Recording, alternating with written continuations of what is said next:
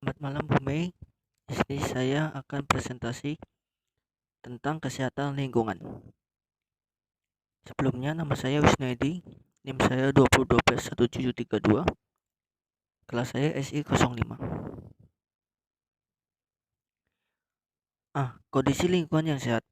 Kesehatan lingkungan salah satu disiplin dalam ilmu kesehatan masyarakat dan merupakan perluasan dari prinsip-prinsip higienis dan sanitasi. Menurut Sutomo, kesehatan lingkungan adalah bagian dari kesehatan masyarakat secara umum, meliputi prinsip-prinsip usaha untuk menguasai faktor-faktor lingkungan yang dapat menimbulkan penyakit.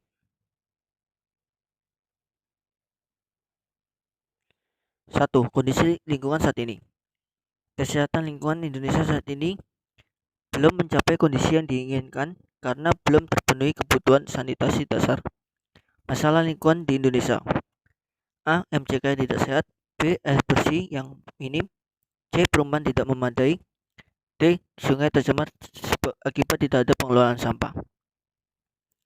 Ini adalah gambar masalah MCK. B. Masalah pembuangan sampah. Sampah menumpuk di TPS atau tempat pembuangan sampah sementara sampah dibuang ke sungai mengakibatkan sungai tercemar. C. Masalah pemukiman tidak memadai. Timbulnya pemukiman kumuh, pemerintah tidak memenuhi kebutuhan perumahan untuk masyarakat.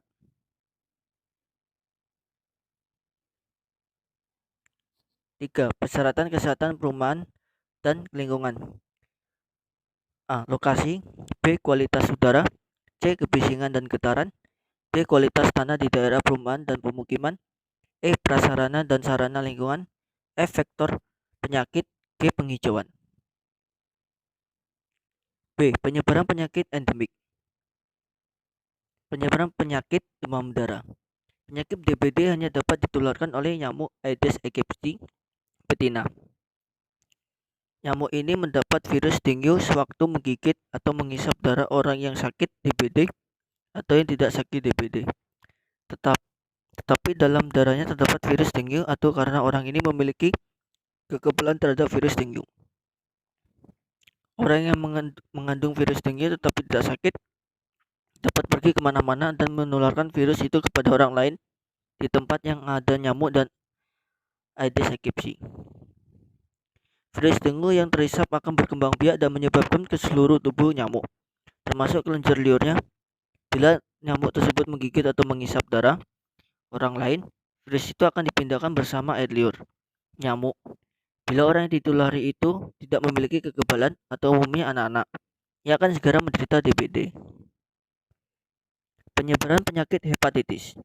Hepatitis biasanya terjadi karena virus, terutama salah satu dari kelima virus hepatitis, yaitu A, B, C, D, atau E. Hepatitis juga bisa terjadi karena infeksi virus lainnya, seperti mononukleosis influenzae, demam kuning, dan infeksi sitomegalovirus. Penyebab hepatitis non-virus yang utama adalah alkohol dan obat-obatan. Hepatitis A. Virus hepatitis A terutama menyebar melalui tinja. Penyebaran ini terjadi akibat buruknya tingkat kebersihan. Hepatitis B. Virus hepatitis B ditularkan melalui darah atau produk darah. Penularan biasa terjadi karena di antara para pemakai obat yang menggunakan jarum suntik bersama-sama, atau di antara mitra seksual atau baik heteroseksual maupun pria homoseksual. Hepatitis C. Menyebabkan minimal 80% kasus hepatitis akibat transfusi darah. Untuk alasan yang masih belum jelas, penderita atau penyakit hati alkoholik seringkali menderita hepatitis C. Penyebaran penyakit diare. Kondisi ini dapat merupakan gejala dari luka penyakit alergi, memakan makanan yang asam, pedas, atau bersantan secara berlebihan, dan kelebihan vitamin C, dan biasanya disertai sakit perut, dan seringkali mual dan muntah. Ada beberapa kondisi lain yang melibatkan tetapi tidak semua gejala diare.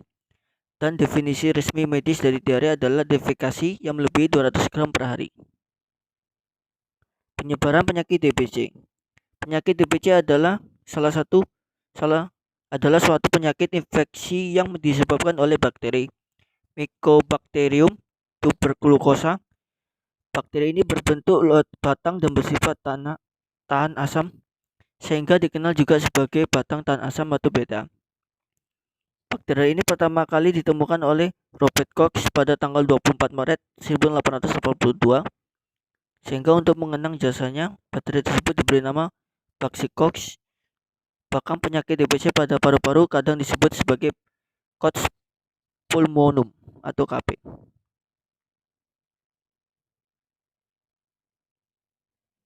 Penyebaran penyakit kolera. Penyakit kolera atau kolera adalah penyakit infeksi saluran usus bersifat akut yang disebabkan oleh bakteri Vibrio cholerae.